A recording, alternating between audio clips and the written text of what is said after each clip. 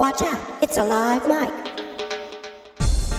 This is Mark McNeese in New York City, and you're listening to another edition of the Live Mic Podcast. Welcome to the podcast, everyone. This is Mark here in New York City, and I took a little break there from the interviews, but it's nice to be back, and I've got a great guest for my first podcast after, I guess you'd call it a vacation or a little bit of a hiatus, and it's Troy Johnson. Troy is the Senior Services Manager with Chicago Center on Halsted, but we will also be talking quite a bit about the Senior Pride Initiative, which is it's in Kentucky. So, Troy, how are you?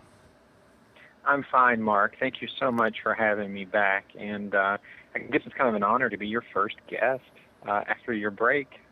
Thank you. Yeah, I did. I've done these for the last couple years, and I had a co-host for a long time, and I still have. He and I still do a weekend podcast that's sort of culture and politics and fun because we have a chemistry that's been going on for a couple decades. But I did stop doing the interviews for just a couple months, and it's good to be back. It's good to be back. So hopefully I'm not rusty. Now, you're in Chicago, as we were talking about before we started. Senior Pride Initiative is in Kentucky. The first thing I'd like to ask you is just if you could talk a little bit about your advocacy for LGBT seniors and older adults and how you got into that. Well, that is a great question, and it really started when I was working as the Director of Programs and Services for the Long-Term Care Ombudsman Program in Lexington, Kentucky. And I'd been there for probably about a year when I came across a report called Stories from the Field. And it was an informal survey that had gone out to a lot of LGBT older adults who were accessing long-term care, as well as nursing staff, administrators, and social workers who are working in long-term care. And it was the first time that I had really considered that gay people grow older and need that level of services. I always just kind of thought we grew older and more fabulous and just sort of I don't know where we went in my mind, but I hadn't considered that there would be closeted older LGBT people living in nursing homes in central Kentucky. And that report, Stories from the Field, really illustrated the challenges people were feeling in accessing, or the challenges they were having in accessing services, and the fears that were preventing them from being open about their history with service providers. So I went to work with in partnership with the National Resource Center on LGBT aging, and that is a part of SAGE, mm-hmm. And we hosted a training for our ombudsman staff, a cultural competency training, and that got some momentum going in the community, and people started to approach me asking me what kinds of LGBT-friendly resources were available, and outside of the staple community organizations, we didn't really know which aging service providers were LGBT-friendly or had been trained. So that kind of got the ball started, and we hosted our first half-day conference in 2013 to connect service providers that we were discovering were LGBT-friendly with the seniors who were looking for those services. And it brought people out for some of their very first events as couples. We met an older lesbian couple who had been together for 30-plus years. Both were very successful in their careers, an educator and a businesswoman, and that was the first time they'd ever been to a gay event at all. Wow. And that we kept hearing those stories and people asking for more.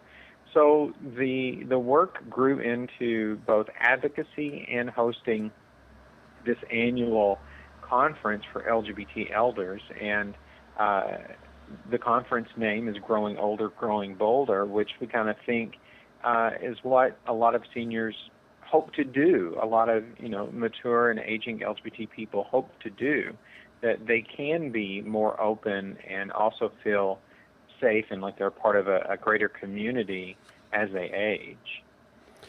Well, I think for me, this is just off the cuff. How about for me, it's like growing older, staying bolder, because I've always been kind of bold, and I'd like to stay that way, and as I age. Can you talk a little bit about it? This is coming up in October 23rd and 24th, I think. That's right. Yeah, we're just a few weeks away, and the agenda this year is our most ambitious yet. We've grown in 3 years. We've grown from a half-day conference now to a 2-day conference. And Mark, one of the things that we're doing this year is adding a cultural competency training for service providers, and we're offering CEUs now for social workers to come and learn from not only the cultural competency training but from the whole conference.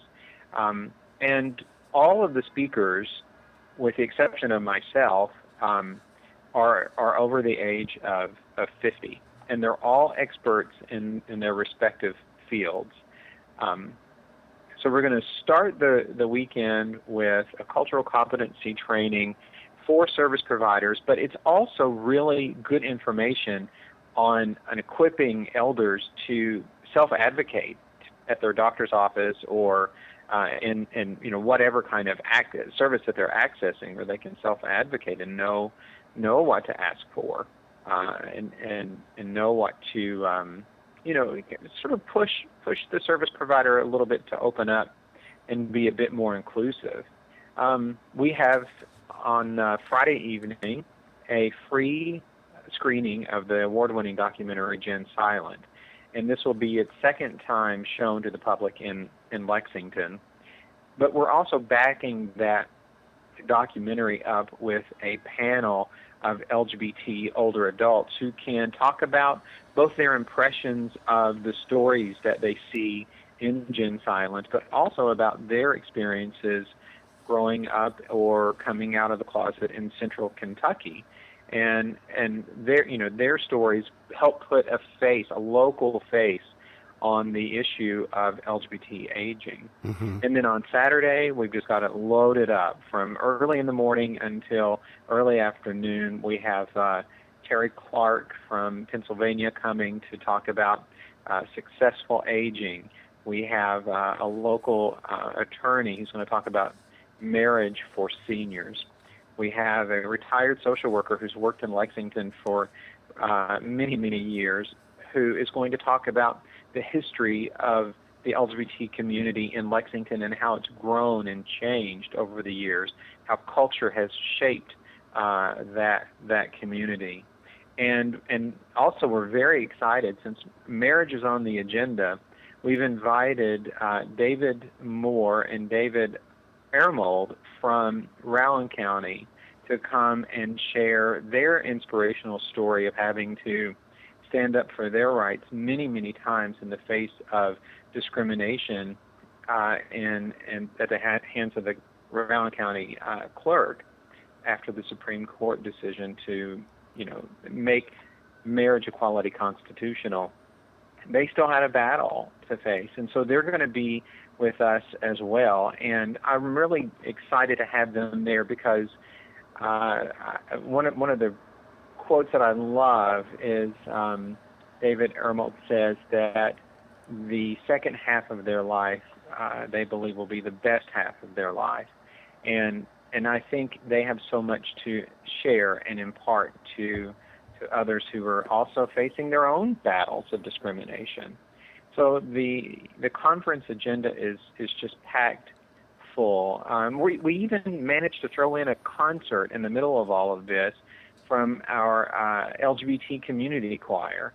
And we give an award every year named after the inspiration of our project, the Ritz Weisenbeek Pioneer in LGBT Aging Award. And this year it's going to a very, very worthy person. We're going to surprise them with it the day of.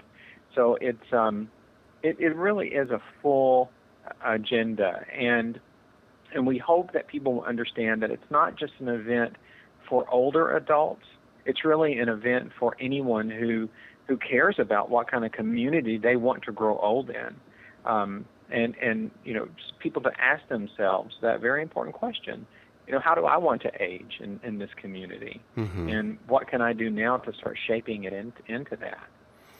Now, we know at least a couple of the same people. Terry Clark, who you mentioned, is Absolutely. one of your speaker presenters, and I've known Terry for a couple years. I met her through the LGBT Elder Initiative in Philadelphia. That's right. And she came to my marriage party. My husband and I got married 2 years ago in August, and then rather than a wedding, we just a few months later we had a party. So that was nice to see Terry there. And I'm guessing that you know Serena Worthington. Oh, absolutely. Absolutely. Because she's in Chicago. Now, were you at there was the White House LGBT Elder Housing Summit. I was there. She was there. Were you there? No, I didn't make that event. But I've known Serena for a number of years now, and she was very helpful in the early days of trying to figure out how to form a group in Kentucky to do some advocacy work. And I met Terry through the American Society on Aging conference, I guess maybe 3 years ago or so now. And they are both dynamic people, and we're so lucky to have Terry, coming in. She will be with us for the whole conference, and I can just imagine that she will be a strong contributor to the whole event. Oh yeah, no doubt. And I think it's also fabulous that you have David Moore and David Ermold, because once again that clerk is in the news again, big time today, with her little audience with the Pope. But yeah, so that's that, and it's anyways, I think that's exciting. I wish I could be there. My job precludes me, or I don't get out to many of these things because I'm tied to my desk. But I would love to be there. Sure. Maybe next year. Well, we would love to have you, Mark. So if your schedule clears up, come on down to Kentucky. It's right around my birthday. October 28th. So now how can people, do you have a URL so people can check this out online? Sure. They can visit our website, which has all of the conference information on it, which is seniorprideinitiative.com. And we're also offering discounts to seniors now for the conference. So a senior could come, enjoy the whole weekend, get lunch, and enjoy everything for less than $15. So it's a great value for what we're offering this year. It sounds like it. Now, do you, just my last question, I guess, because you're organizing this, do you fly back and forth, you drive back and forth, or are you doing it primarily virtually? Primarily virtually, with trips back and forth, flying or driving. I'll drive down for this particular conference because I'll take my dog with me. But a lot of work done with an extraordinary team on the ground, primarily because when we launched our first event, I felt like I had really checked that off my list.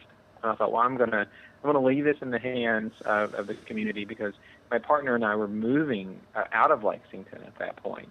And but immediately following, I started getting phone calls and emails from folks encouraging me to stick around and continue the work, even though it was being done remotely. And I was happy to do that.